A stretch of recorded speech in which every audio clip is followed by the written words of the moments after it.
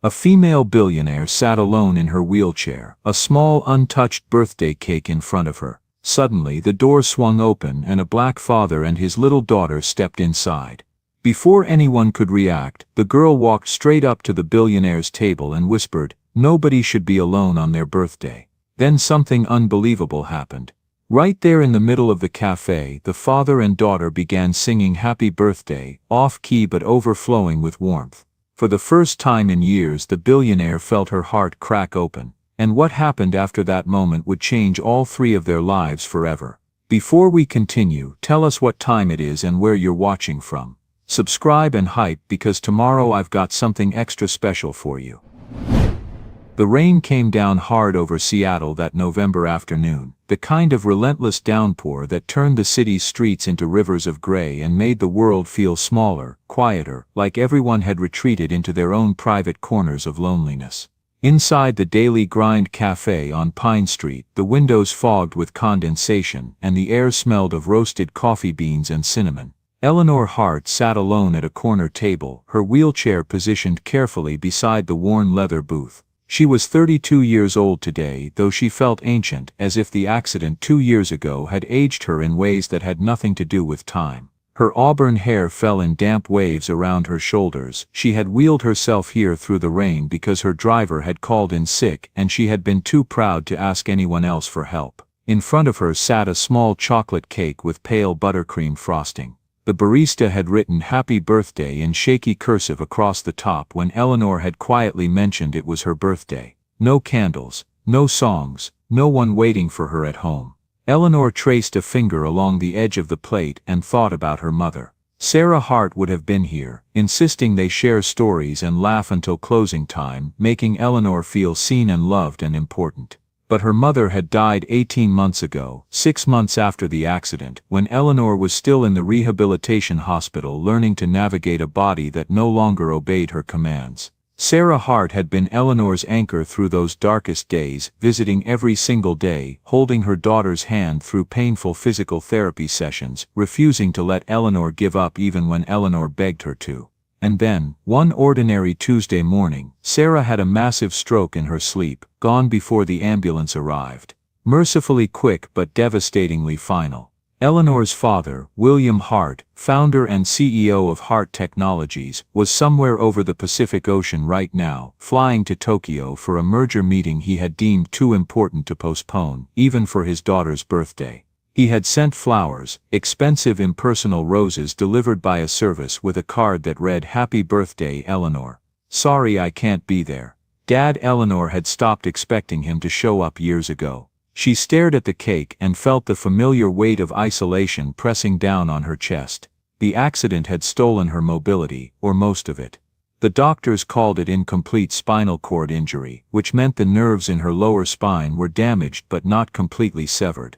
She could feel pressure, sometimes pain, occasionally even sensation in her legs, but controlled movement remained elusive, unreliable. Some days she could wiggle her toes, other days, nothing.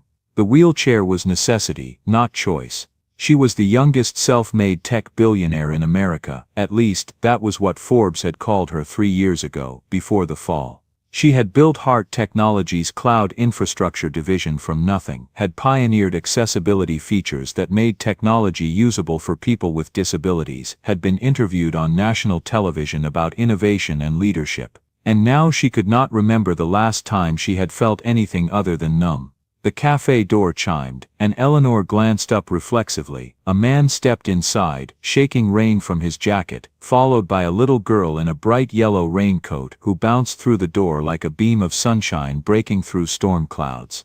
The girl, no older than 7, had rich brown skin, her hair pulled back in 2 neat puffs decorated with colorful beads that clicked softly as she moved.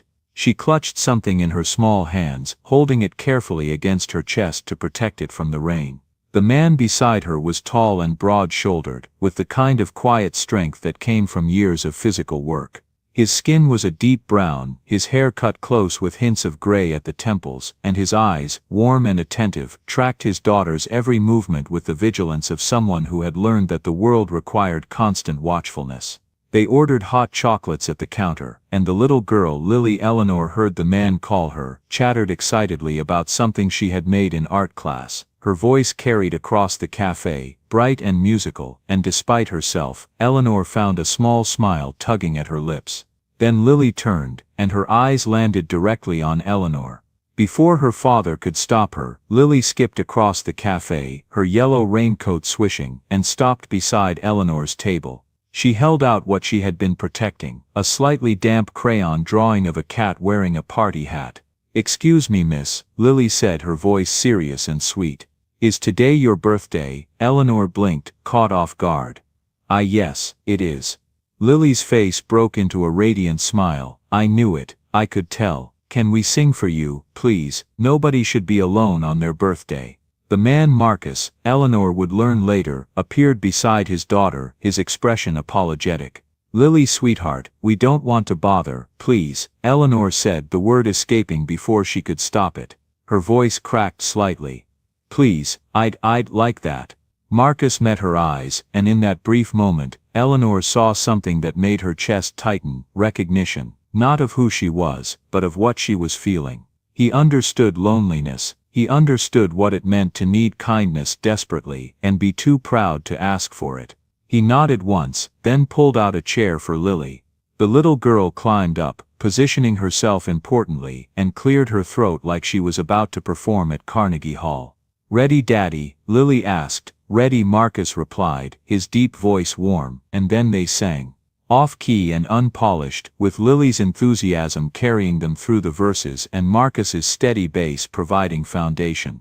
Other customers glanced over, some smiling, others looking away with the practiced indifference of city dwellers who had learned not to engage. But Eleanor could not look away. She watched this little girl and her father sing happy birthday to a complete stranger, asking for nothing in return, simply offering joy because they believed everyone deserved it. Lily's beaded hair ornaments clicked in rhythm with the song. Marcus's hand rested gently on his daughter's shoulder, anchoring her, protecting her, letting her shine. When they finished, Lily clapped her hands together. "Make a wish." Eleanor closed her eyes. She did not believe in wishes anymore. But she tried anyway, letting herself hope, just for a moment, that maybe life could feel less empty. When she opened her eyes, tears were streaming down her face. Lily's smile faded instantly, replaced by concern. "Oh no, are you sad? Did we make you sad?" Eleanor shook her head quickly, wiping at her cheeks with trembling fingers. "No, sweetheart, no, you made me happy. This is the most wonderful thing anyone has done for me in a very long time." Lily reached across the table and patted Eleanor's hand with the solemnity of someone far older than 7. "Good, because birthdays should be happy days. That's the rule." Marcus offered Eleanor a napkin from the dispenser. "I'm sorry if we overstepped." "You didn't," Eleanor said firmly, accepting the napkin. "Thank you, both of you. I'm Eleanor." "Marcus, right," he replied, his handshake gentle but firm. "And this is my daughter Lily. Would you—" Eleanor hesitated, then pushed forward, taking a risk she had not taken in 2 years.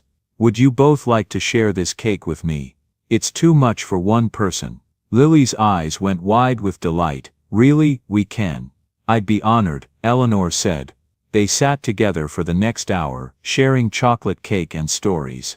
Lily told Eleanor about her school play where she was playing a sunflower, about her art teacher who let them use real watercolors, about her favorite book series involving magical horses.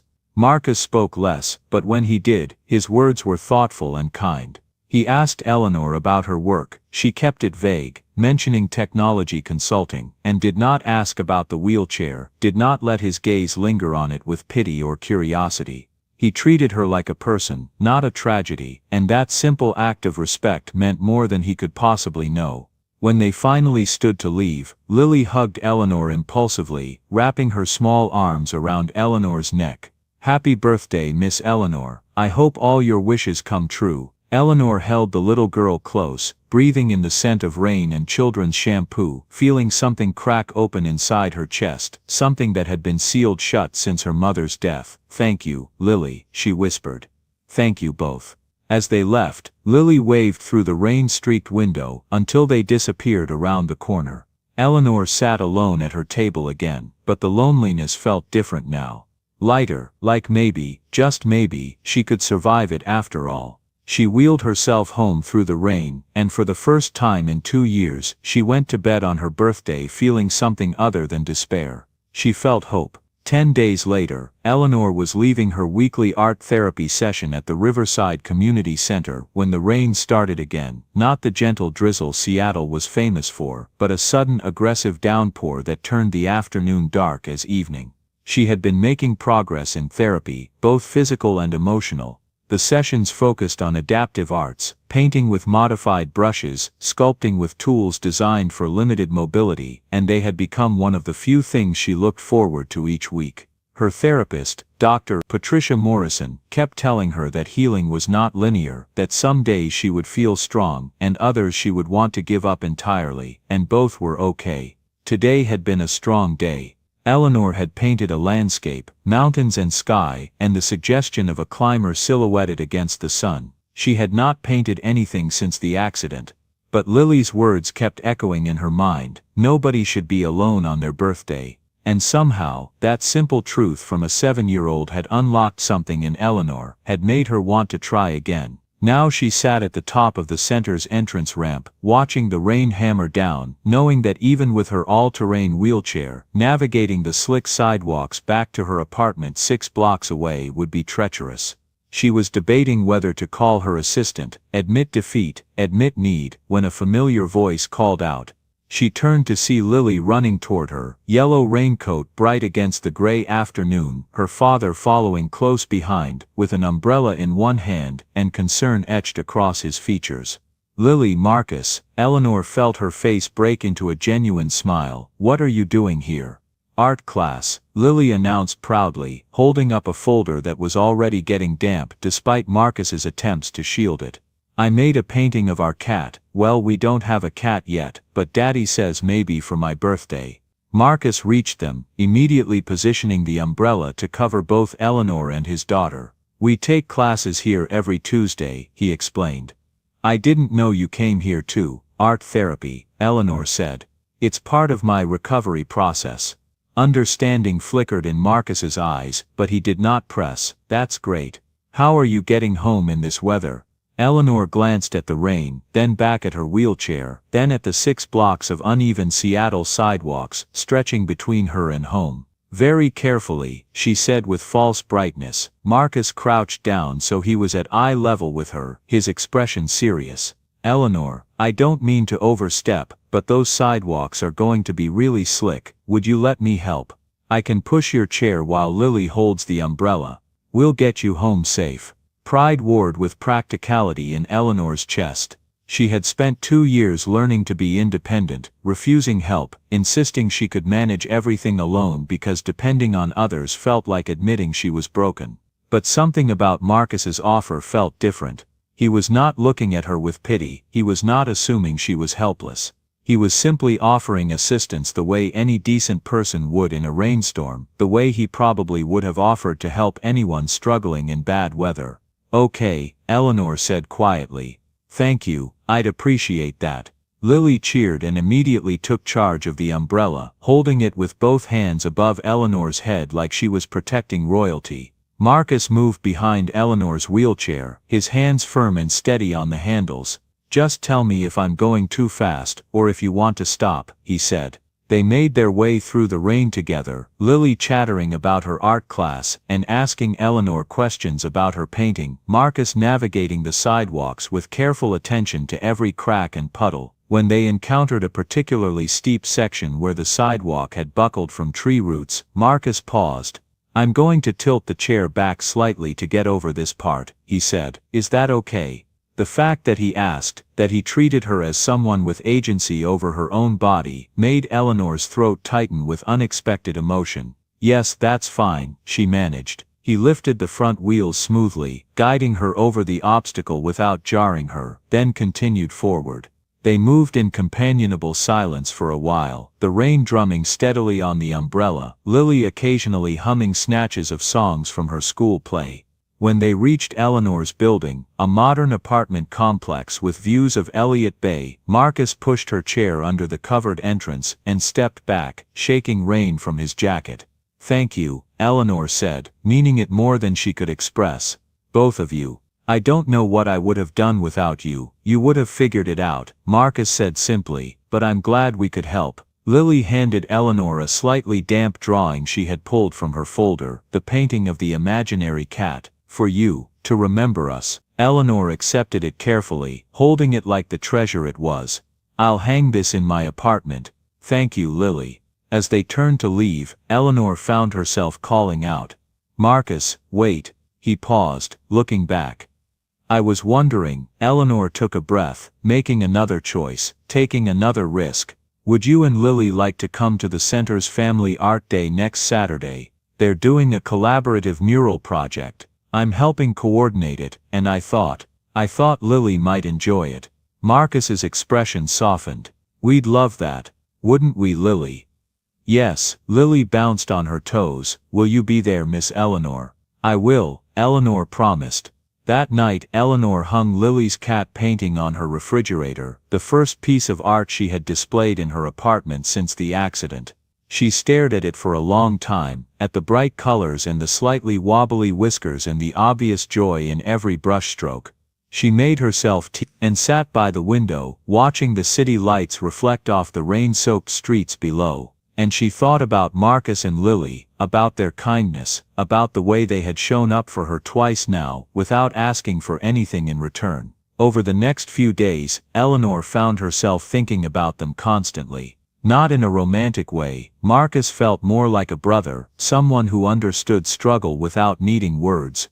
But she was curious about their story, about how a man carrying such obvious burdens could still radiate such kindness, about how he was raising such a remarkably compassionate child. She told herself she was being practical, if she was going to offer Marcus a professional opportunity, and the idea had been growing in her mind since that rainy afternoon, she needed to do due diligence. Hart Technologies had protocols. She would be asking her father and the board to take a risk on someone without traditional credentials. But deeper than that, she wanted to understand. Wanted to know if her instincts about Marcus's character were right, or if her isolation had made her naive and too trusting. So one evening, she opened her laptop and began with public records, business registrations, permits, nothing invasive, just information any potential employer might review. And what she found changed everything. Marcus Wright had owned a construction and restoration company called Wright Building and Restoration. Eleanor found the business registration dated back 14 years with a registered address in the Georgetown neighborhood. She pulled up archived versions of the company website and felt her breath catch. The work was extraordinary. Marcus had specialized in historic building restoration, churches, Victorian homes, commercial buildings from Seattle's early days. The photographs showed meticulous attention to detail, respect for original craftsmanship, and innovative solutions that honored the past while meeting modern building codes. Testimonials from clients praised his integrity, his skill, and his commitment to community. One particularly moving review came from a church congregation. "Marcus Wright didn't just restore our building, he restored our faith in what was possible. He listened to our stories, honored our history, and gave us a space that serves our community while preserving the legacy of those who built it a century ago. He's not just a contractor, he's an artist who works with wood and stone." Eleanor kept digging, and the timeline began to emerge. 8 years ago, the projects had stopped abruptly. No new contracts, no updates to the website, just silence. She cross-referenced dates and found the reason in probate records that made her chest tighten with grief. Jasmine Marie Wright, age 31, had died of breast cancer, leaving behind her husband Marcus and daughter Lily, age 2. The medical expenses listed in the estate documents totaled $87,412, debt that had transferred to Marcus after her death. Eleanor sat back from her computer, her hand pressed against her mouth. She thought about Marcus pushing her wheelchair through the rain, about Lily's bright smile, about how hard he must be working to shield his daughter from the weight of that loss, that debt, that crushing burden. She kept searching, and what she found next made her blood run cold.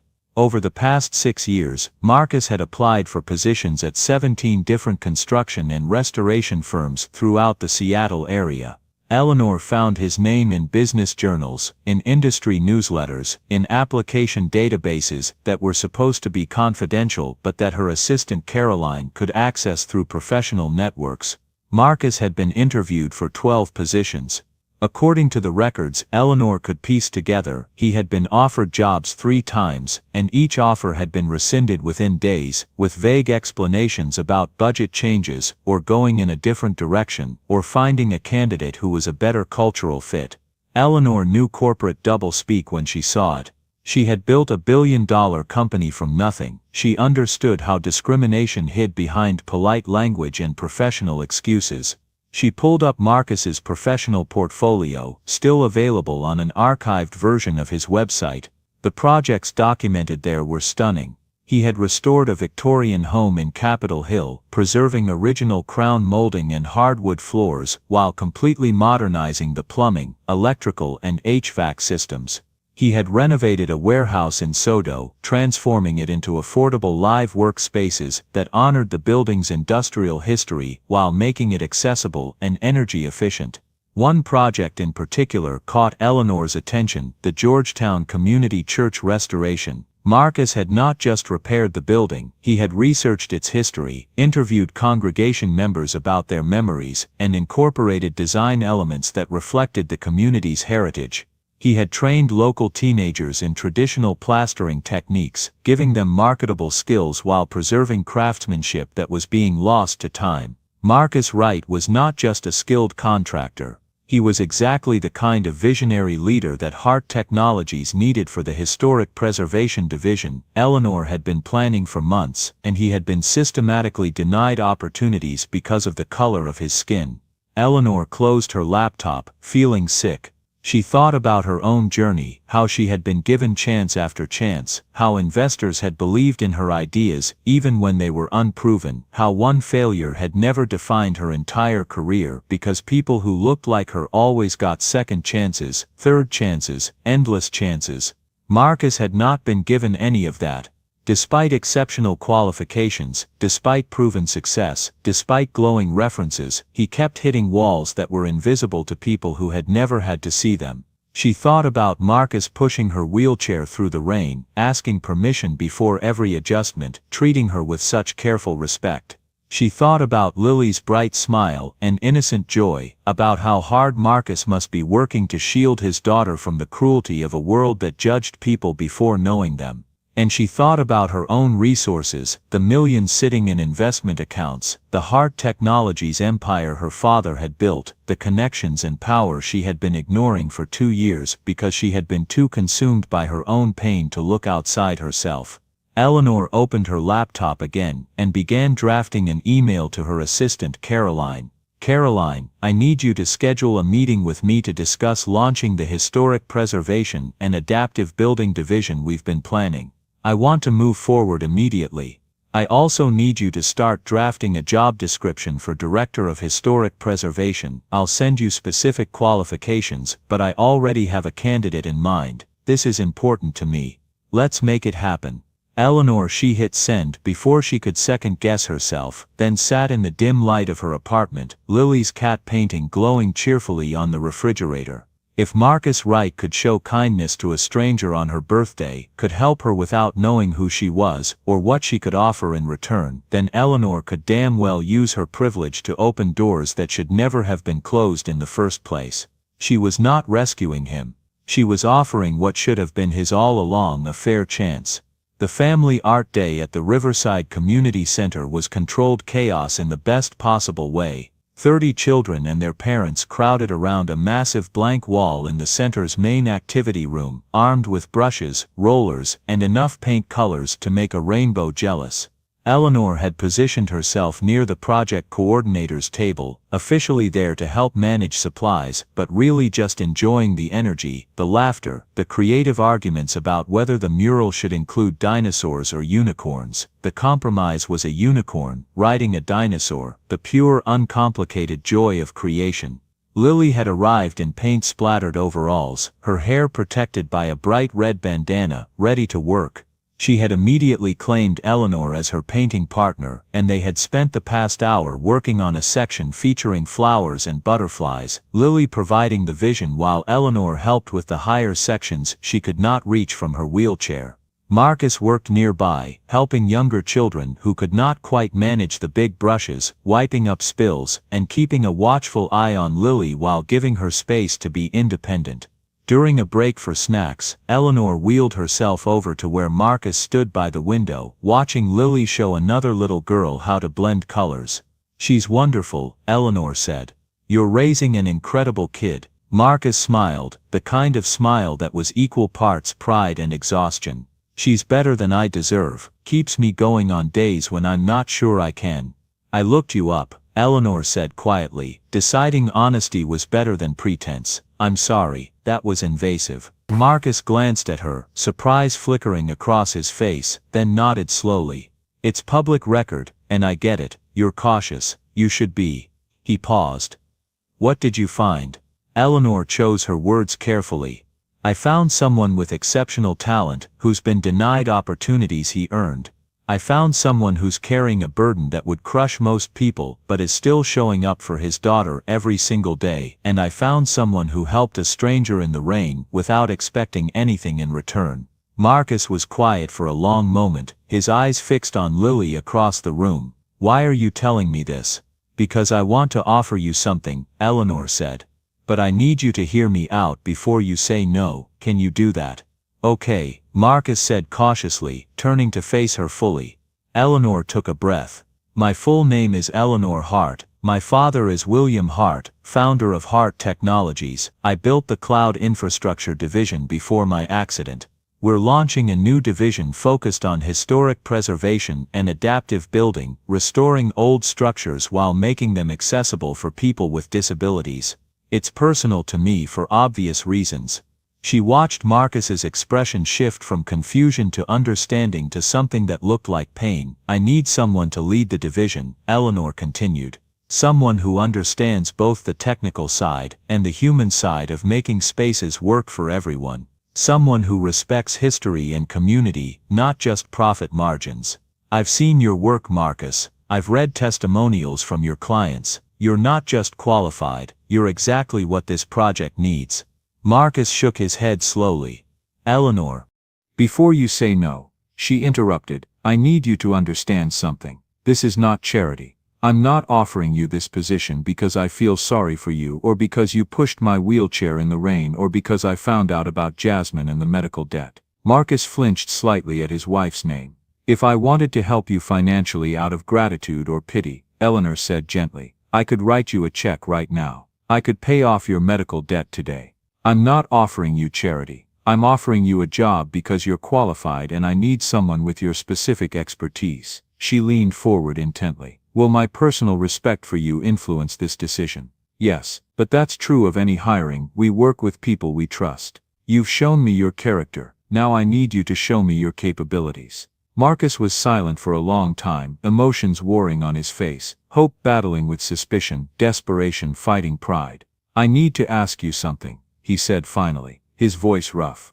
"And I need you to be completely honest with me." "Okay," Eleanor said. "Is this because you feel sorry for me? Because you found out about Jasmine, about the debt, about all the jobs I didn't get?" His voice cracked slightly. "Because I can't take charity, Eleanor. I can't accept something I haven't earned. It'll destroy me. It'll teach Lily the wrong lessons about what matters in life." Eleanor met his gaze steadily. "Marcus, I understand why you're asking. And I respect that you need to know this is real. So here's the truth. Yes, I looked into your background. Yes, I know about the doors that have been closed in your face, and yes, that made me angry. Not at you, but at a system that's broken." She paused, choosing her words carefully. "But I didn't offer you this job because I feel sorry for you. I offered it because after reviewing your portfolio, your references and your approach to restoration work, I realized you're the most qualified person I can find. You have technical expertise, community relationships, and a vision that aligns perfectly with what I'm trying to build." "What about my lack of corporate experience?" Marcus asked. What about the fact that I've been freelancing for years because no one would hire me full-time? What about it? Eleanor countered. Corporate experience means knowing how to navigate bureaucracy and politics. You have field experience, which is more valuable. You know how buildings actually work. You understand craftsmanship. You've managed projects, budgets, and teams. That's what I need. She gestured around the community center. Look at what you're doing right now. You're teaching kids, supporting their creativity, showing up for your community. That's leadership, Marcus. That's the kind of person I want leading this division. Marcus looked at Lily, who was now helping a younger child reach a high section of the mural, her face serious with concentration. There's one more thing you should know, Eleanor said quietly. This won't be easy. My father will question this decision. The board of directors will scrutinize you more than they would scrutinize anyone else. Some people will assume you got the job because of diversity initiatives or because I feel guilty about something. You'll have to work twice as hard to prove half as much. She let that sink in. I can't protect you from all of it. I can advocate for you, support you, and make sure you have the resources you need. But you'll face resistance, and it won't be fair. Marcus was quiet for what felt like an eternity. Then he spoke, his voice barely above a whisper. Why are you being so honest with me? Because you deserve honesty, Eleanor said simply. And because if you take this job, I need you to go in with your eyes open. This is a real opportunity, but it comes with real challenges. Marcus studied her face, searching for something, deception perhaps, or hidden motives. Finally he nodded slowly. Okay, he said. Here's what I need. I need to start with a trial period. 3 months, maybe 6. A smaller project where I can prove myself before anyone commits to a permanent position. That way, if I'm not the right fit, we can both walk away with no hard feelings. And that way, I'll know I earned whatever comes next. Eleanor felt relief wash through her. He was not rejecting the offer. He was shaping it into something he could accept with dignity and tact. That's fair, she said. How about this 6 to 8 months one restoration project as proof of concept? If it goes well, which I know it will, you'll get a full contract with benefits and a salary of $95,000 annually, plus project bonuses. Marcus's breath caught audibly. Eleanor knew that number represented freedom, the ability to pay off medical debt, to provide for Lily, to stop living paycheck to paycheck. When would I start? He asked carefully. Come to Heart Technologies next Monday, Eleanor said. I'll introduce you to the team and show you the trial project. It's a historic theater in Pioneer Square that needs restoration. Significant enough to showcase your skills, manageable within 6 to 8 months. Monday, Marcus repeated, as if testing the word. But Marcus, Eleanor added, I need you to promise me something. If you take this job, you have to let yourself succeed. Don't sabotage yourself by assuming you don't belong, or that you're not good enough. You are good enough. You've always been good enough. The system was just rigged against you.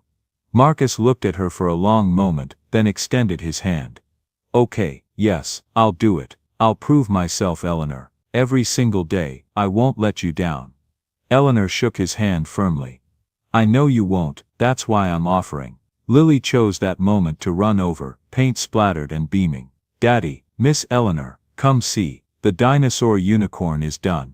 They followed her back to the mural where indeed a magnificent purple unicorn rode atop a green dinosaur through a field of wild flowers. It was chaotic and joyful and absolutely perfect. It's beautiful, Lily, Eleanor said sincerely. Lily grabbed both their hands, pulling them close to the mural. We all made it together. That's what makes it special. When everyone helps, it's better. Eleanor and Marcus exchanged a look over Lily's head. A silent acknowledgement that this 7-year-old had just articulated something profound about collaboration, community, and the power of working together. When everyone helps, it's better. Eleanor decided to make that the unofficial motto of the new division. Marcus started at Heart Technologies on the first Monday of December, arriving 45 minutes early because he had barely slept and did not want to risk being late. He wore his best suit, the charcoal one he had bought for Jasmine's memorial service 6 years ago and had not worn since. It still fit, though the shoulders were a bit tight now from the physical labor of construction work.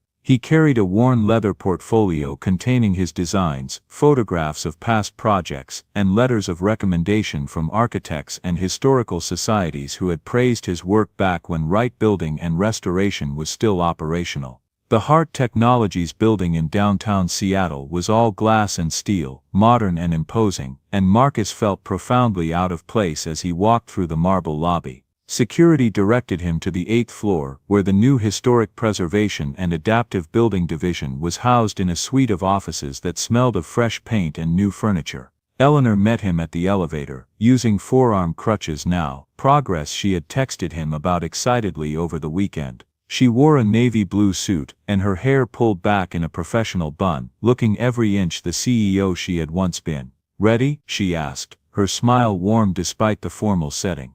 Terrified, Marcus admitted. "Good," Eleanor said, "that means you care. Come on, I'll introduce you to the team." She led him to a conference room where 5 people waited around a long table, 2 architects, 2 project managers, and 1 structural engineer. Eleanor made introductions, and Marcus shook hands with each person, carefully noting the varying degrees of welcome in their expressions. Some seemed genuinely interested. A younger architect named James actually smiled with real warmth and said, "I've heard great things about your Georgetown church restoration. That plasterwork was incredible." Others wore polite masks that barely concealed skepticism. A woman in her late 50s named Diane, one of the senior project managers, offered a brief handshake and a neutral welcome aboard. The elephant in the room was obvious. Marcus was the only black person present, and the only one without a corporate pedigree or an advanced degree from a prestigious university. His biography, printed in the folders Eleanor had prepared, listed his education as Seattle Community College Construction Management Certificate, and 14 years field experience in historic restoration. Everyone else around the table had degrees from the University of Washington, MIT, or Cal Poly. Marcus comes to us with over 15 years of hands-on restoration and building experience, Eleanor began, positioning herself at the head of the table. He's worked on historic preservation projects throughout the Seattle area, including the Georgetown Community Church restoration, the Capitol Hill Victorian renovation, and multiple residential projects that have won preservation awards. He's going to lead our trial project, the restoration of the Paramount Theater in Pioneer Square. Diane's eyebrows rose slightly. The Paramount has been on preservation lists for years. It's a complicated project, significant structural damage, extensive water intrusion, completely outdated systems. Are you confident you can handle the technical complexity, Mr. Wright? There it was. The first challenge, wrapped in professional concern but carrying unmistakable doubt. Marcus had prepared for this. He opened his portfolio and pulled out a preliminary assessment he had prepared over the weekend, after Eleanor had sent him the building survey reports and photographs. "Ma'am, I understand your concern," he said calmly. "The Paramount presents multiple challenges. The foundation has settled unevenly on the south side, causing structural stress. There's extensive water damage to the decorative plaster moldings on the interior. The electrical system hasn't been updated since the 1960s and isn't up to current code. The HVAC system is non-existent." He slid his notes across the table.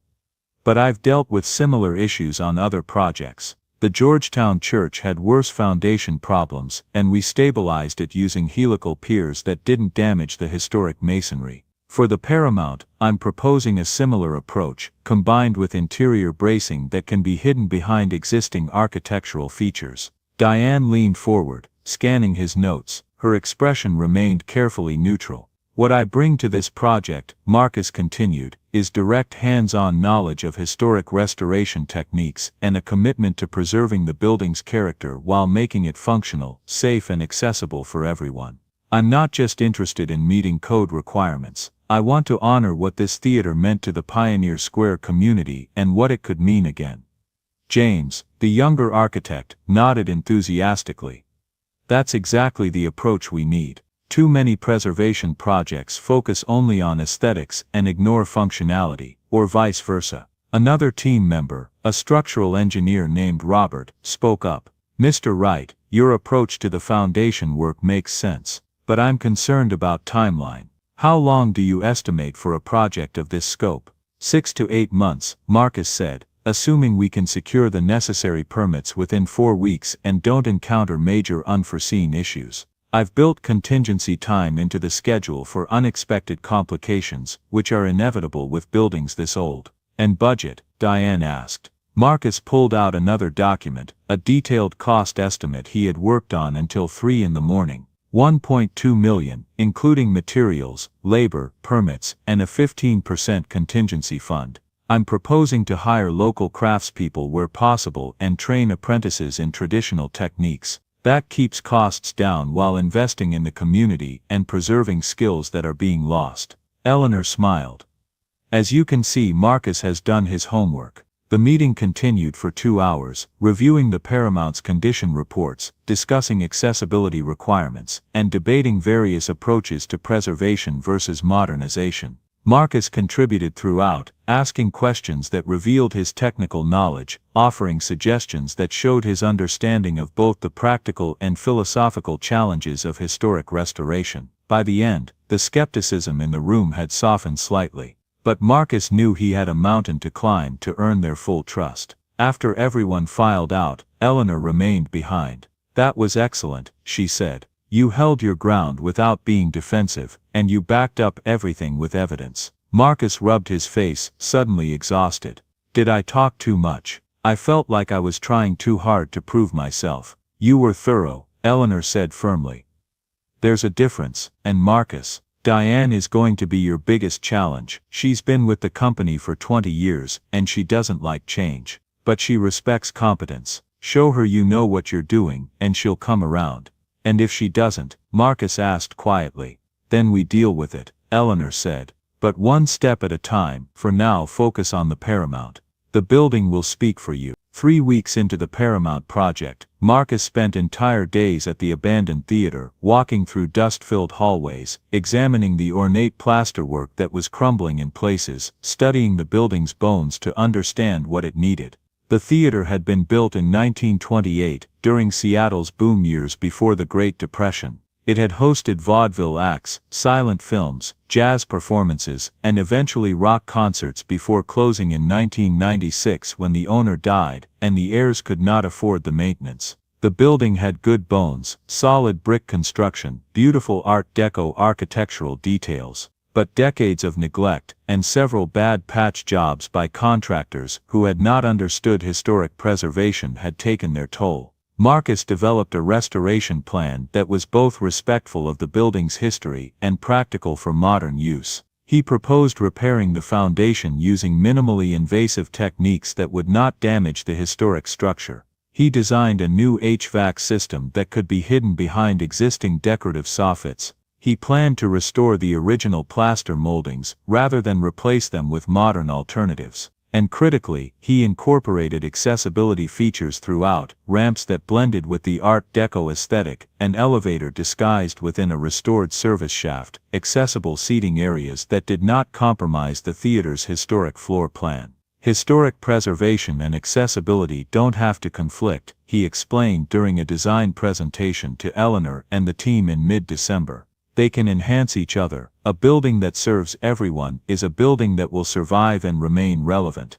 But resistance came from unexpected places. Diane questioned his timeline repeatedly, insisting he was being too optimistic despite Marcus's detailed scheduling and the contingency time he had built in. You're proposing to train apprentices in traditional plastering techniques, she said, during one meeting, her tone skeptical. That will slow down the work significantly. Wouldn't it be more efficient to hire experienced plasterers from established firms? More expensive, Marcus countered calmly. And it misses an opportunity to invest in the community. There are young people in Pioneer Square who need marketable skills. Teaching them traditional craftsmanship gives them career paths while preserving techniques that are disappearing. That's part of what makes this project meaningful. Another team member, an architect named Brad, who was only a few years out of graduate school, openly mocked Marcus's emphasis on community input during a planning session. We're not running a democracy here, Brad said dismissively. We're delivering a project on time and under budget. We can't stop for community meetings every time someone has an opinion about paint colors. Marcus bit back frustration and spoke carefully. This theater belongs to the Pioneer Square community. They have memories here, first dates, family celebrations, cultural events that shaped their lives. If we restore this building without their input, we're just imposing our vision on their space. But if we involve them, we create something that actually serves them. That's the difference between a successful project and a beautiful building that sits empty. The tension simmered for weeks, occasionally boiling over in meetings where Marcus found himself defending not just his plans, but his right to be in the room at all. Meanwhile, Eleanor was fighting her own battle. Every Tuesday and Thursday afternoon, she attended physical therapy at the Riverside Rehabilitation Center. Dr. Patricia Morrison had designed an aggressive treatment plan focused on rebuilding strength in Eleanor's legs and retraining her nervous system to communicate with muscles that had forgotten their function. The work was agonizing. One Thursday in mid-December, Eleanor gripped the parallel bars so tightly her knuckles went white. Her legs trembled beneath her, muscles that had forgotten how to bear weight now being asked to remember. "Just 10 seconds, doctor," Morrison said from beside her, one hand hovering near Eleanor's back ready to catch her if she fell. "You're doing beautifully." Eleanor counted through gritted teeth, 1, 2, 3, 4. At 5 seconds her left leg buckled. She caught herself on the bars, breathing hard, sweat pouring down her face, despite the cool temperature of the therapy room. "That's further than last week," Dr. Morrison said encouragingly. Eleanor wanted to scream. Last week she had made it to 4 seconds. 1 second of progress, after 7 days of agonizing work, after hours of painful exercises, after pushing her body past every limit. "I can't do this," she whispered, her voice breaking.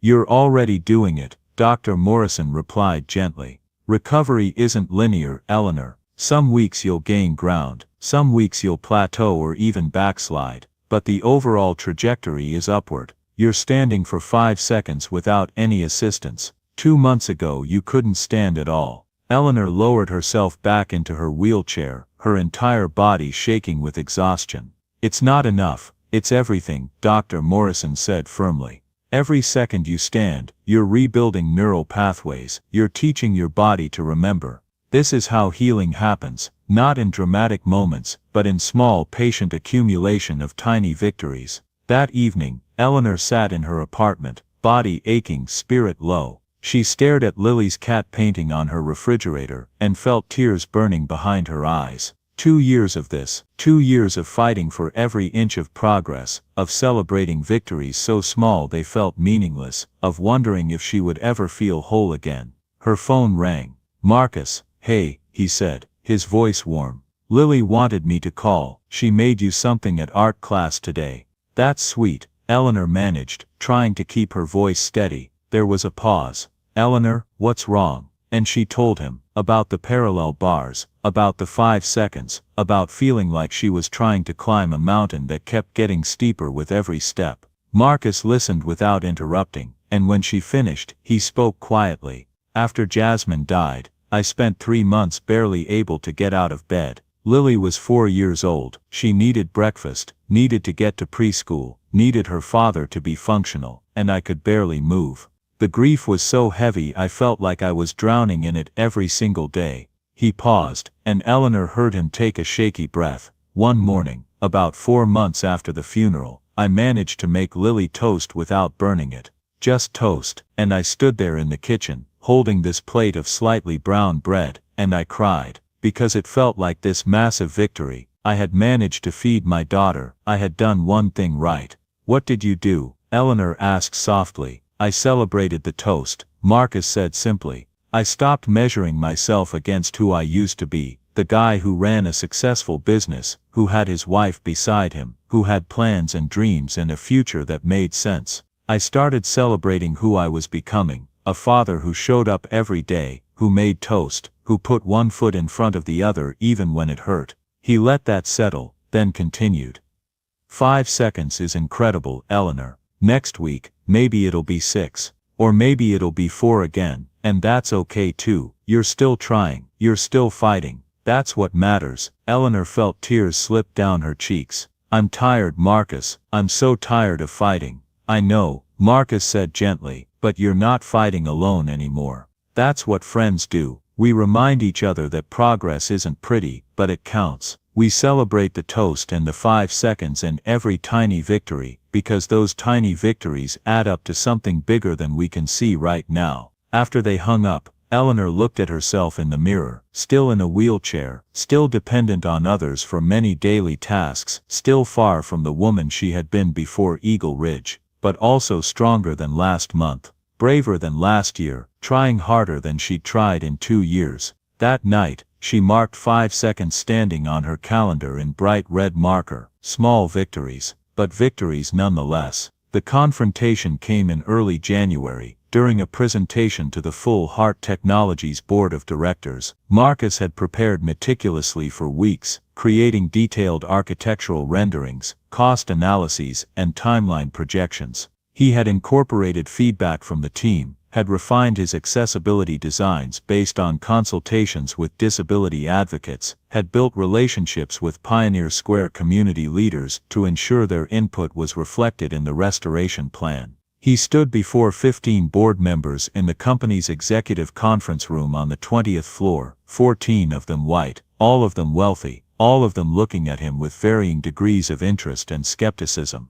William Hart sat at the head of the table, a stern man in his early 60s with silver hair and the kind of commanding presence that came from decades of being obeyed without question. He had returned from Tokyo 3 days earlier and had not yet met Marcus in person. Eleanor sat to her father's right, her forearm crutches, leaning against her chair, her expression carefully neutral, but her eyes encouraging when they met Marcus's. "Mr. Wright," William began, his voice formal. "Please proceed with your presentation." Marcus took a breath and began. He walked them through the Paramount's history, its architectural significance, the current state of deterioration. He explained his restoration approach, how he would stabilize the foundation, repair the plasterwork using traditional techniques, modernize the building systems without compromising historic character, and integrate accessibility features seamlessly throughout. He showed them budget projections that came in under the original estimate. He showed them timeline schedules that included community input sessions. He showed them his plan for training local apprentices in restoration techniques, creating a skilled workforce while completing the project. When he finished, there was polite applause. Then the questions began, sharp and probing, each one feeling like a test he had not been told he would have to take. One board member, a real estate developer named Thomas, leaned forward. "Mr. Wright, your plan is ambitious, but you're proposing to hire local craftspeople, many without formal restoration training. Wouldn't it be more efficient and less risky to contract with established firms that specialize in historic preservation? More expensive," Marcus countered calmly, "and less meaningful to the community. Part of this project's value is creating opportunity training the next generation of preservation specialists right here in Seattle. That's an investment that pays dividends beyond this single building." Another board member, a woman named Patricia, who ran a venture capital firm, interrupted. "But Mr. Wright, time is money. Training inexperienced workers will slow down the project. How can you guarantee you'll meet your timeline when you're essentially running a job training program alongside a major construction project?" Marcus pulled up another slide, a detailed breakdown of his training approach. "The apprentices won't be learning on critical path work. They'll train on non-structural elements under supervision of master craftspeople. The timeline accounts for their learning curve, and the result is a community of skilled workers who can maintain this building and others like it for generations." The questions continued, each one more pointed than the last, until finally, a board member named Harrison, an older man who had made his fortune in commercial development, spoke up. "Mr. Wright, let me be direct." His tone was not hostile but carried unmistakable condescension. "You have an impressive technical portfolio, but this is a multi-million-dollar project that will be highly visible. Some of us have concerns about whether someone with your background has the management capacity and professional polish to handle something of this magnitude." The room went dead silent. Marcus felt blood rushing in his ears, felt every eye in the room on him, judging, measuring, finding him wanting not because of his competence, but because of assumptions about what competence was supposed to look like. The word background hung in the air, its meaning unmistakable. Not his education, not his experience, his race. Marcus opened his mouth to respond, but before he could, Eleanor spoke from her seat at the table, her voice cutting through the tension like a blade. "Mr. Harrison, I'm going to stop you right there." Her tone was ice cold and absolutely controlled. "What exactly about Mr. Wright's background concerns you? His 14 years of successful restoration work, his proven track record of completing projects on time and under budget, his deep relationships with the communities whose buildings he restores." Harrison's face reddened slightly. "I simply meant, you meant that he didn't go to the right schools or come from the right corporate background," Eleanor interrupted. "Let me be very clear, Mr. Wright has presented a comprehensive, thoughtful and financially responsible restoration plan. The concerns you're raising have nothing to do with his technical capability and everything to do with bias."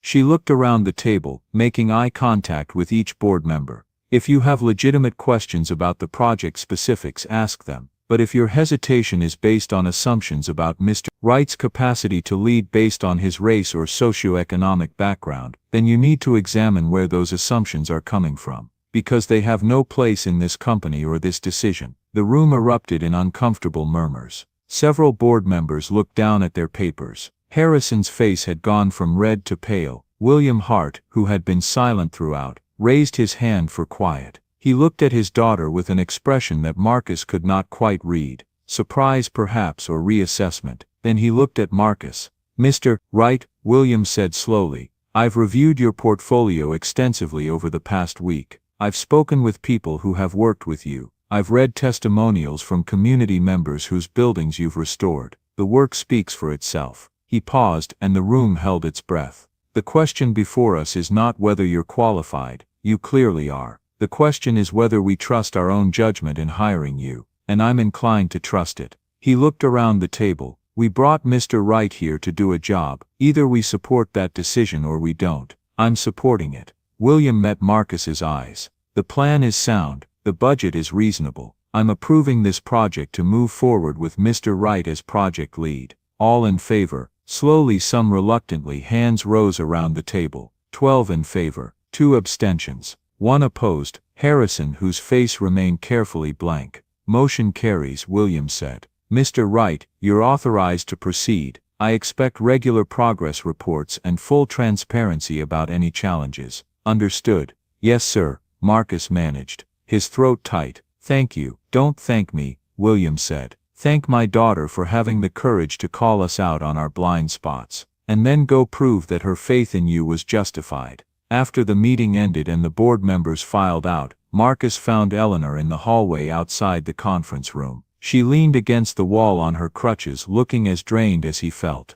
"Thank you," Marcus said quietly, "for speaking up. I shouldn't have had to." Eleanor replied, anger still simmering in her voice. "You shouldn't have to prove yourself twice as hard just to be given basic respect." "But I do," Marcus said. "That's reality, and I knew that going in." Eleanor looked at him with something like anguish. "It's not right." "No," Marcus agreed. "But you know what? I'm going to restore that theater, and it's going to be extraordinary. And every time someone walks through those doors, someone in a wheelchair, someone who needs accessible seating, someone from the Pioneer Square community, they're going to see what's possible when we choose to trust each other and judge people on their actual capabilities. That's worth fighting for." Eleanor studied his face, then nodded slowly. "You're right. But Marcus, you're not fighting alone. We're partners in this, and I won't let them dismiss you again." As January turned to February and then March, the Paramount restoration progressed steadily. Marcus worked 60-hour weeks, splitting his time between the construction site and Hart Technologies offices, managing his team of contractors and apprentices while documenting every decision for the progress reports William Hart had requested. The work was exhausting, but it was also exhilarating. Marcus was doing what he loved, bringing a beautiful old building back to life, and for the first time in years he was being fairly compensated and genuinely respected for his expertise. Well, mostly respected. Diane remained skeptical, questioning his decisions in meetings and asking for additional documentation that no one else had to provide. But Marcus persevered, answering every question with patience and backing up every choice with evidence. And slowly, grudgingly, Diane's skepticism began to soften. One afternoon in mid-March, Marcus was at the Paramount supervising the foundation work when Diane arrived unexpectedly for a site inspection. She walked through the building carefully, examining the repairs, checking the work against the plans, asking detailed technical questions. When she finished, she found Marcus in what had been the theater's grand lobby, now stripped down to bare walls and floors awaiting restoration. "The foundation work is solid," she said without preamble. "Better than I expected, honestly. The helical piers were the right choice." Marcus felt surprise and relief in equal measure. "Thank you. I appreciate you saying that."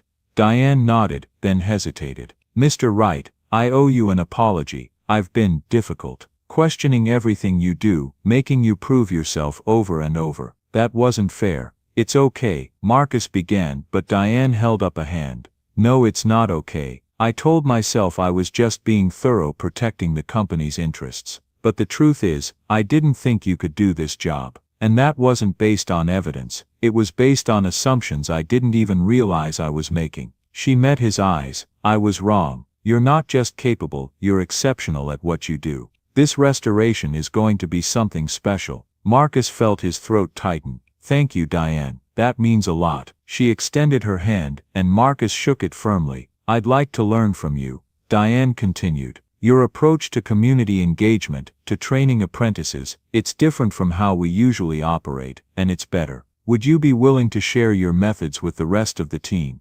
"Absolutely," Marcus said. "I'd be honored." After Diane left, Marcus sat down on a dusty crate and let himself feel the full weight of what had just happened. He had earned her respect, not through connections or credentials, but through the quality of his work and his refusal to compromise his values. That evening he called Eleanor to tell her about Diane's apology. "See," Eleanor said, and he could hear the smile in her voice.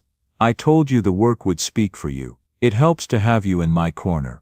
Marcus admitted. "I don't think I could have survived that board meeting without you." "You would have," Eleanor said. "But I'm glad I could help. That's what friends do." Friends, the word had become so much more than a label. Marcus and Eleanor had developed a bond that transcended professional collaboration. They talked every few days, sharing updates about work, about Lily, about Eleanor's physical therapy progress. They had dinner together once a week, sometimes just the two of them, sometimes with Lily, comfortable in each other's company in a way that felt like family. And Lily had become the bright center of both their lives. She visited Heart Technologies almost every day after school, doing homework in Eleanor's office, drawing pictures for the entire team, asking a million questions about everything from building codes to wheelchair design. The staff had adopted her as an unofficial mascot, and Lily soaked up the attention with her characteristic joy. One afternoon in late March, Eleanor was reviewing accessibility compliance reports when Lily appeared at her desk with a drawing.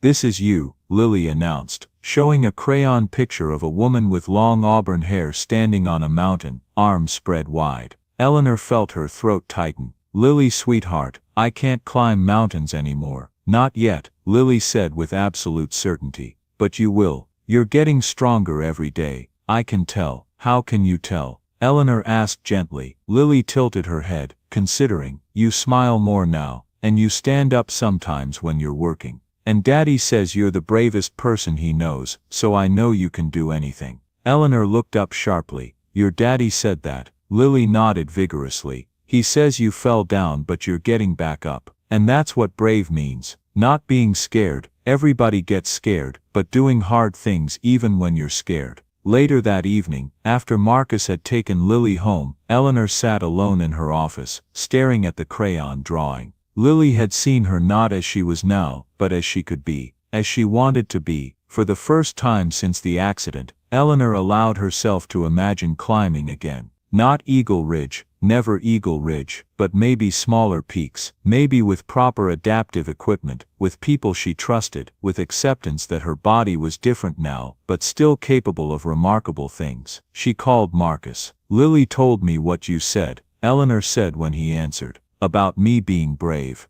There was a pause. "She wasn't supposed to tell you that." "I'm glad she did," Eleanor said, "because I want to tell you something about my accident. About what really happened." "You don't have to." "I want to," Eleanor interrupted. "I've been hiding from it for 2 years, and I'm tired of hiding." She told him everything, about her mother's death 6 months before the accident, about being so consumed by grief that she had stopped caring about her own safety, About deciding to climb Eagle Ridge alone despite knowing it was reckless, despite the weather warnings, despite every safety protocol that said solo climbing was dangerous. About standing at the summit and feeling nothing, no triumph, no joy, just emptiness. About starting the descent and not really caring if she made it down. About the moment her footing slipped and she fell, tumbling down the mountainside, and in those terrible seconds before she hit the ledge that stopped her fall, actually feeling relieved that it might be over. About waking up in the hospital paralyzed and realizing she had survived, and the crushing guilt that she had done this to herself, had chosen recklessness over responsibility, had thrown away everything her mother had sacrificed for her. I climbed that mountain hoping to feel something, Eleanor whispered, tears streaming down her face, and instead I destroyed myself, and I don't know how to forgive myself for that. Marcus was quiet for a long moment after she finished. When he spoke, his voice was rough with emotion. "Thank you for telling me," he said. "That took real courage." "I don't feel courageous," Eleanor admitted. "I feel broken." "Eleanor, listen to me," Marcus said firmly. "You're not broken. You made a choice when you were drowning in grief, when you couldn't see any way forward. That doesn't make you reckless or weak, it makes you human. And the fact that you're still here, still fighting, still trying to build something meaningful, that's courage, that's strength." "How did you do it?" Eleanor asked. "After Jasmine died, after being left alone with Lily and all that debt and all those closed doors, how did you keep going?" Marcus took a shaky breath. "I didn't at first. For months I was just going through motions. Getting Lily to school, looking for work, coming home, repeating. I was numb, hollow. And then one day, Lily asked me if Mommy was proud of us, if Mommy would be happy with how we were living." He paused and Eleanor heard the weight of memory in his silence. "And I realized that if Jasmine could see us, really see us, she wouldn't want us just surviving. She'd want us living, trying, finding joy where we could. So I made a choice. Every morning, I choose to live. Some days that choice is easier than others. Some days it's the hardest thing I do, but I keep choosing."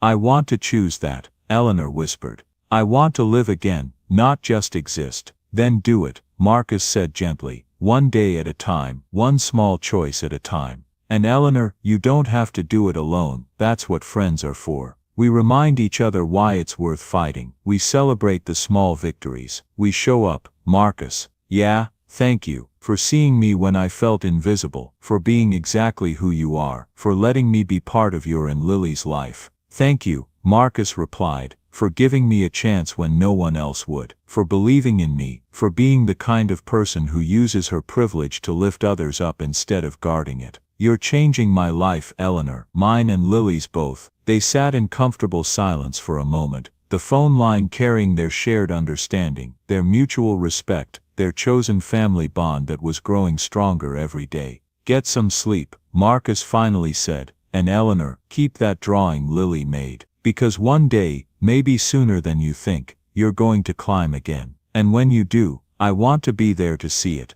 William Hart returned to Seattle in early April after another extended business trip to Asia. He scheduled dinner with Eleanor at his favorite restaurant, the Metropolitan Grill, without asking if she was available or interested in seeing him. Just sent a text, "Dinner Thursday at 7. I have things to discuss." Eleanor almost declined, but something in the wording, "things to discuss," made her curious enough to say yes. They met at the restaurant, and William stood when Eleanor arrived, his expression carefully neutral as he took in her forearm crutches, the improved mobility she had not told him about because they barely spoke anymore, beyond necessary business communications. "Eleanor," he said, kissing her cheek stiffly, "you look well." "Thank you," she replied, allowing a server to help her settle into the booth. "How was Singapore?" "Productive," William said. "The expansion is ahead of schedule. Hart Technologies now has operations in 17 countries. They made small talk through appetizers, corporate updates, Seattle weather, surface-level pleasantries that danced around everything that mattered.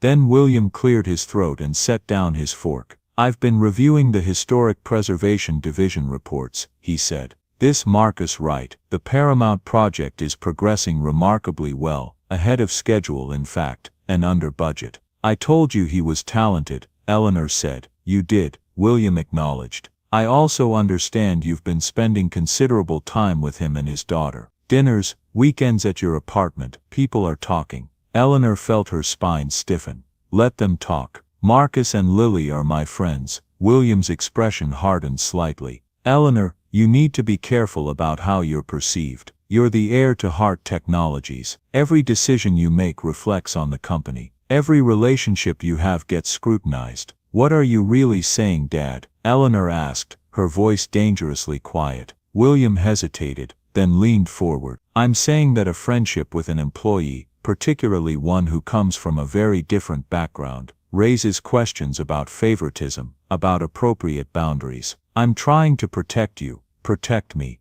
Eleanor repeated, her voice flat. From what exactly? From having meaningful relationships with good people, from being treated like a human being instead of a corporation. That's not what I meant. Then say what you mean. Eleanor interrupted, her anger rising. Because it sounds like you're uncomfortable that my friend is black and works in construction. It sounds like you're more concerned about appearances than about the fact that Marcus Wright is one of the most decent human beings I've ever met. William's face flushed. Eleanor, you're being unfair. I have legitimate concerns about your judgment. My judgment. Eleanor's voice rose slightly, drawing glances from nearby tables. She lowered it, but the intensity remained. Let me tell you about judgment, Dad. My judgment told me that Marcus deserved a chance when 17 other companies rejected him for racist reasons. My judgment told me that Lily's kindness on my birthday when I was alone and miserable because you were in Tokyo closing a deal you deemed more important than your daughter, mattered more than corporate protocols. She leaned forward, her eyes blazing. My judgment is the reason the Paramount restoration is succeeding. My judgment is the reason we're building something that actually matters instead of just extracting maximum profit. And if you can't see the value in that, if you can't appreciate what Marcus and Lily have brought into my life, then the problem isn't my judgment, it's yours. William opened his mouth, then closed it. For a long moment they sat in silence, the tension between them thick and painful. I lost you, William finally said, his voice barely above a whisper. When your mother died, when you had the accident, I lost you, and I didn't know how to get you back. So you didn't try, Eleanor said, and the hurt in her voice was raw. You just kept working, kept building your empire, kept prioritizing everything except the daughter who needed you. I didn't know how to help you, William said, and for the first time Eleanor could remember, her father's voice cracked with emotion. You were suffering in ways I couldn't fix. Your mother was gone. You were in a wheelchair, facing a future that looked nothing like what you'd planned. And I'm a businessman, Eleanor. I solve problems with money and resources and strategy, but I couldn't solve grief. I couldn't solve paralysis. I couldn't solve losing the life you'd built. Tears gathered in Eleanor's eyes. I didn't need you to solve anything. I just needed you to be there, to sit with me, to show up. I know, William whispered. And I failed you. I failed you when you needed me most. Eleanor wiped at her eyes with her napkin. Marcus Wright showed me more genuine kindness in 5 minutes than you've shown me in 2 years. He helped me when I was alone and hurting. He never asked what I could do for him. He just showed up. And you know what's truly disappointing? You can't understand that because you've never done anything without calculating the return on investment. The words hung between them like an accusation. William stared at his untouched dinner, and when he looked up his eyes were damp. You're right, and I don't know how to fix that, but I want to try. Tell me how. Eleanor was quiet for a long moment, surprised by the vulnerability in her father's voice. Start by meeting Marcus and Lily as actual human beings instead of problems to be managed. Learn their story, see what I see in them, and maybe examine why your first instinct was to warn me away from the best friendship I've had in years. All right, William said slowly. I will. Will you give me that chance? Maybe, Eleanor said. But Dad, actions matter more than words. Show up. Actually show up. Not as CEO of Heart Technologies, but as my father. I will, William promised. I'll do better. Eleanor gathered her crutches to leave. When you're ready to really meet Marcus, to see him as the talented, kind, extraordinary person he is, call me. Until then I don't think we have anything else to discuss. She left without waiting for a response, her heart hammering, tears of anger and grief burning behind her eyes. But beneath the pain, she felt something else. Liberation. She had chosen her values over her father's approval. She had defended her friendship with Marcus and Lily, and it felt right in a way. Nothing had felt right in years. William Hart did not call his daughter for 3 weeks. But he did something Eleanor would not learn about until much later. He started paying attention. First, he reviewed every report about the Paramount restoration project in minute detail. He noted Marcus's innovative problem-solving, his attention to community input, his ability to anticipate challenges before they became crises. He read weekly progress updates that showed the project consistently ahead of schedule and under budget, despite the apprenticeship training program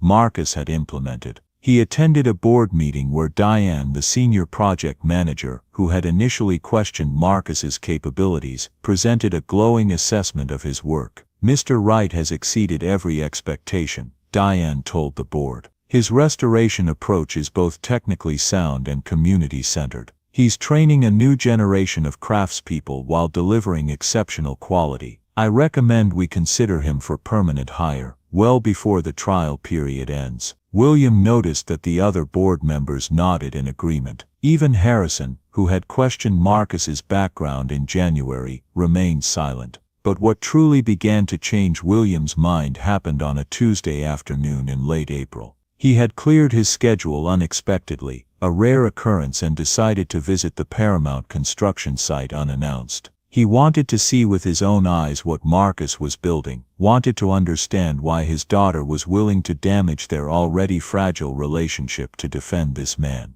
The theater was a hive of controlled activity when William arrived. Workers moved purposefully through the space, and the transformation was already visible. The exterior had been cleaned, revealing beautiful Art Deco details that had been hidden under decades of grime. Through the open doors, William could see the interior taking shape, scaffolding everywhere, the sound of careful restoration work echoing through the space. He found Marcus in what had once been the main auditorium, now stripped down to its structural bones. Marcus stood with a teenage boy, no older than 18, clearly nervous, hands shaking slightly as he held a trowel loaded with plaster. William watched from the shadows as Marcus positioned himself beside the boy, his voice patient and encouraging. "You've got this, Jeremy," Marcus said. "Remember what I showed you, smooth, even pressure. The plaster wants to cooperate with you, let it." The boy, Jeremy, attempted to apply the plaster to a section of damaged molding. His hand shook, and the application came out lumpy, uneven. "I'm messing it up," Jeremy said, frustration evident in his voice. "You're learning," Marcus corrected gently. "Nobody gets it perfect the first time.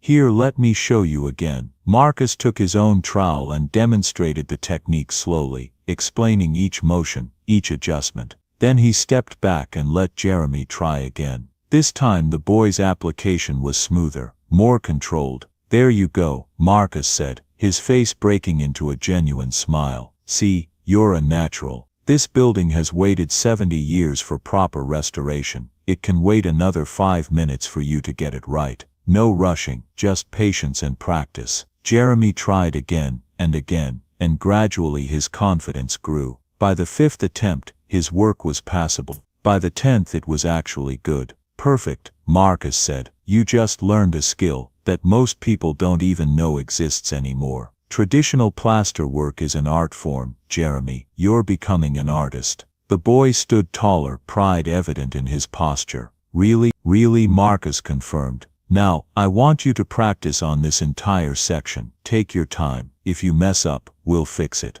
That's how you learn, by doing, by making mistakes, by trying again." As Jeremy moved to start his practice work, Marcus pulled out his phone and made a note. William was close enough to see him typing Jeremy, showing real potential with plaster work. "Consider for advanced training program." Then Marcus noticed William standing in the doorway. "Mr. Hart," Marcus said, surprise flickering across his face. "I didn't know you were visiting today. I should have called ahead," William admitted, stepping into the light. "I wanted to see the project for myself." "Of course," Marcus said. "Would you like a tour?" For the next hour William followed Marcus through the Paramount, listening as Marcus explained every decision, every restoration technique, every way he was honoring the building's history, while making it functional and accessible for the 21st century.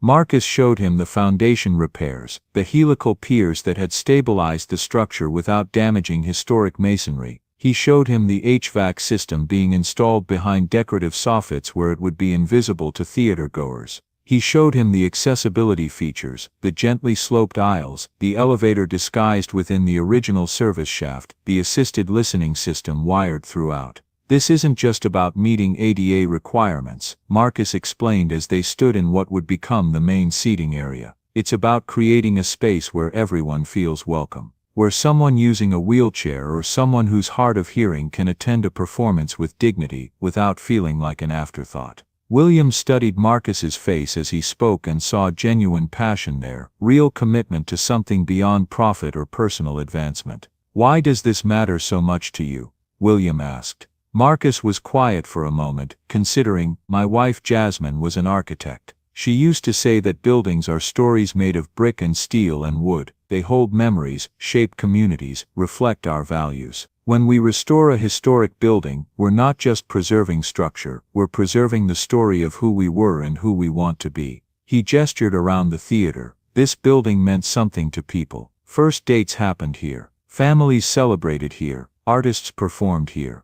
When it closed, a piece of the community's story was lost. By restoring it, by making it accessible and welcoming to everyone, we're saying that everyone's story matters, that the past and the future both have value.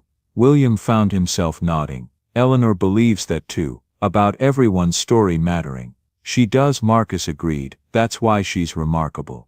She defended you quite forcefully to me, William said, watching Marcus's reaction. When I expressed concerns about your friendship, Marcus met his eyes steadily. "I'm aware. She called me after your dinner. She was upset."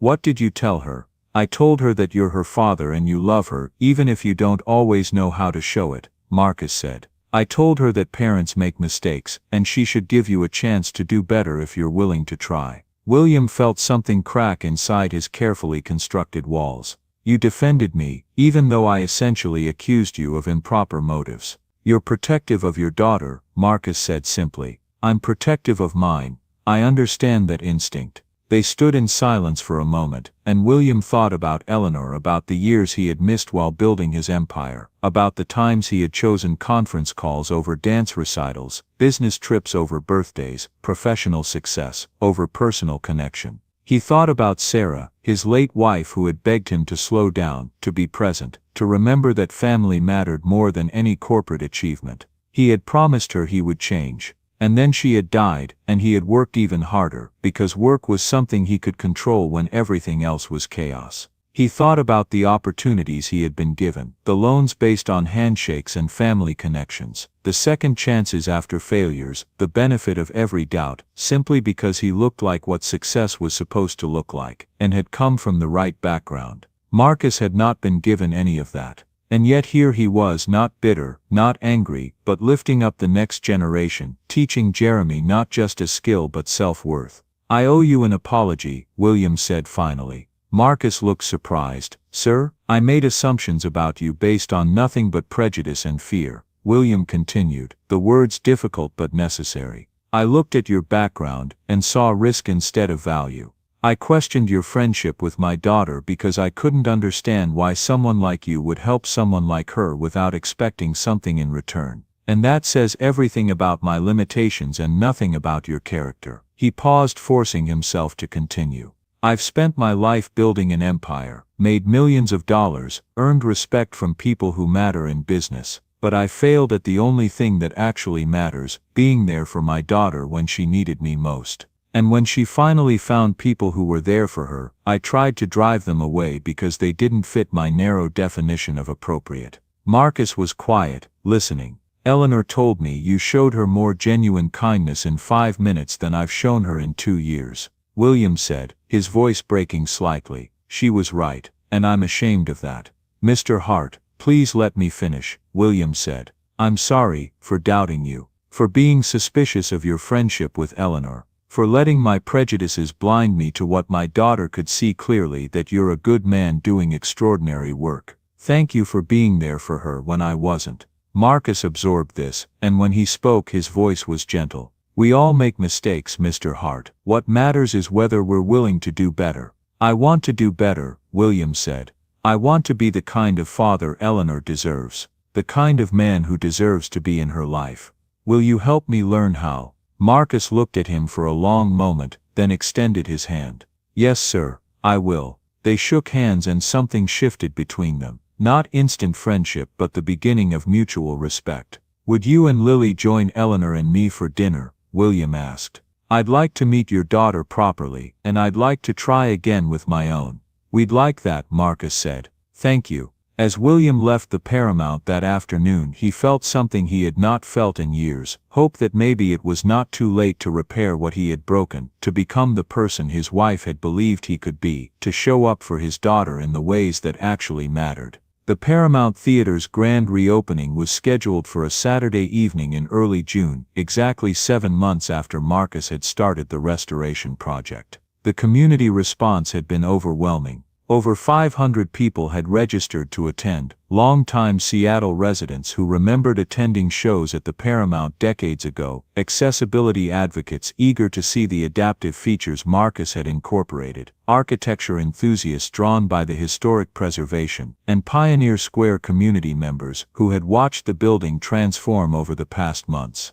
Local news stations had sent crews. The mayor was scheduled to speak, and Eleanor, standing backstage in a deep blue dress that matched her eyes, was using only a cane tonight, a milestone she had worked toward for 7 months. Dr. Patricia Morrison had warned her to pace herself, to have her wheelchair available as backup, to remember that 7 months of physical therapy was a triumph but not a magic cure. Eleanor's mobility was improved but not perfect. She could walk short distances with a cane, could stand for presentations, but prolonged standing or walking still exhausted her, and her legs sometimes trembled with the effort.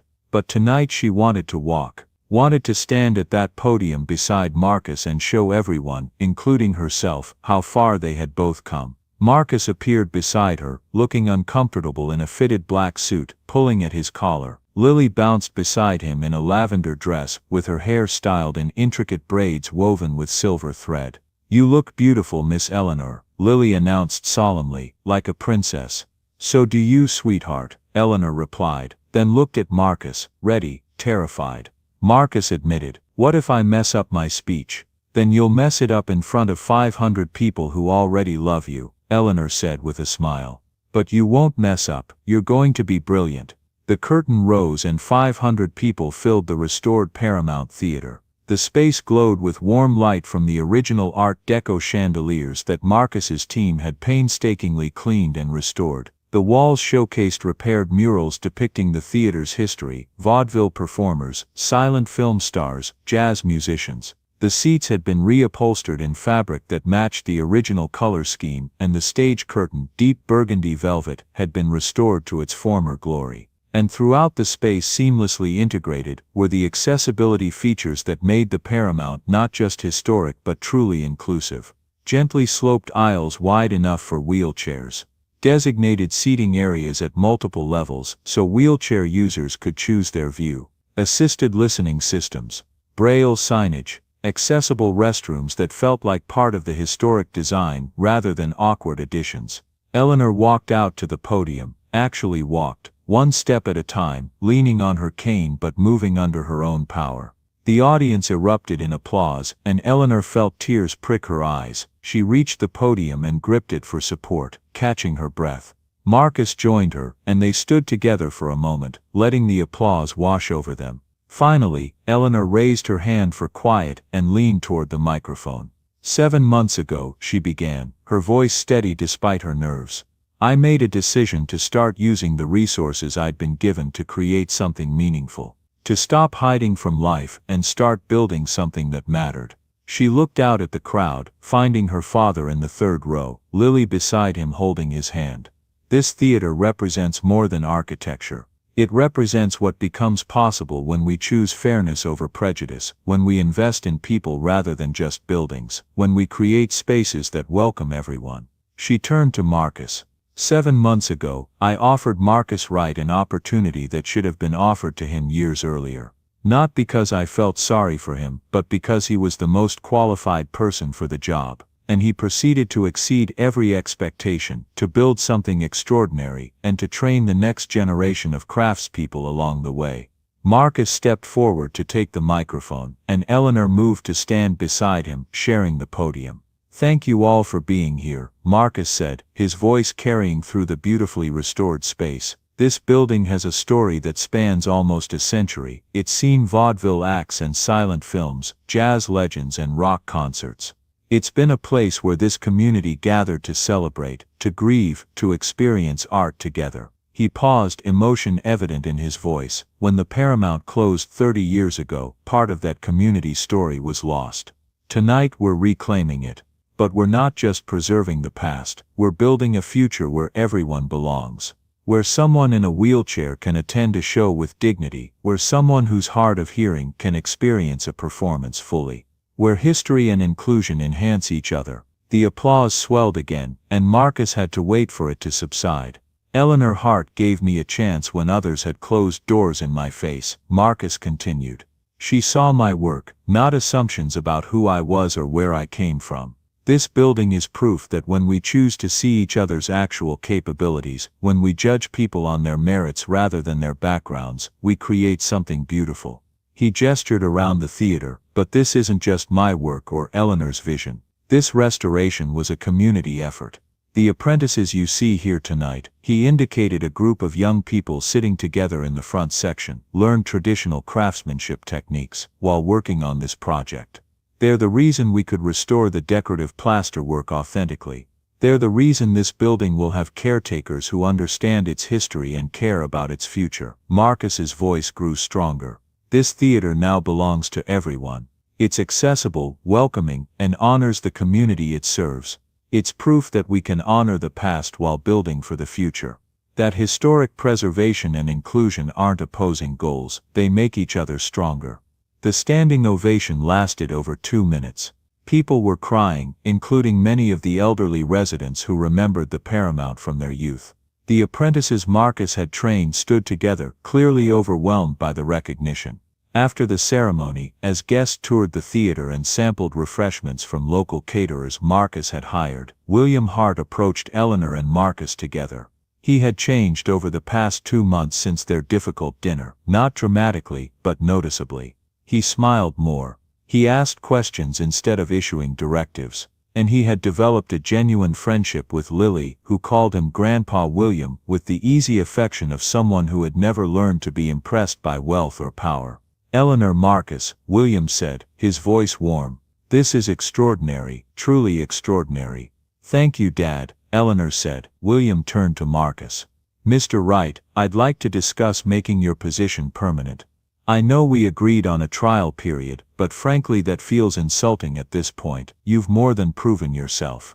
I'd like to offer you a permanent position as Director of Historic Preservation and Adaptive Building, with a salary of $120,000 annually, full benefits, and the autonomy to build your division as you see fit.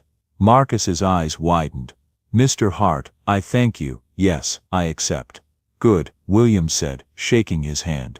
Because we have 17 other buildings in various cities that need your expertise, but more importantly, I want you to help me with something else. What's that? Marcus asked. I'm stepping down as CEO of Hart Technologies, William said, and Eleanor's head snapped toward her father in shock. Effective in 6 months, Eleanor will take over. Dad, Eleanor began, but William held up his hand. Let me finish. I've spent my entire life building an empire, and in the process I neglected what actually mattered, being present for my daughter, using our resources to make real change instead of just accumulating more wealth. He looked at Eleanor with something that might have been tears in his eyes. You've shown me what Hart Technologies could be, not just a profitable company, but a force for good. I want to spend whatever time I have left making amends, doing work that matters. What kind of work? Eleanor asked carefully. Medical debt relief, William said. I've been researching it. Medical debt is the leading cause of bankruptcy in America. Millions of families are drowning because they had the audacity to get sick. I want to create a foundation that purchases and forgives medical debt for families who can't pay. He looked at Marcus, like yours, like thousands of others. It's not charity, it's correcting a systemic injustice. Marcus felt his throat close. Mr. Hart, that's incredibly generous. It's overdue, William said. But I need guidance from people who understand what it's like to carry that burden. I'd like you on the Foundation's advisory board, Marcus. Will you help me do this right? Marcus looked at Eleanor, who nodded encouragingly. Yes, sir, I'd be honored. William smiled, a genuine smile that transformed his usually stern face. Good. Now where's my granddaughter? Lily promised to show me the murals up close. As William moved through the crowd looking for Lily, Eleanor turned to Marcus, tears streaming down her face. Did that really just happen? She whispered. I think so, Marcus said, looking equally stunned. Your father just offered to forgive medical debt for families like mine, and made your position permanent. Eleanor added.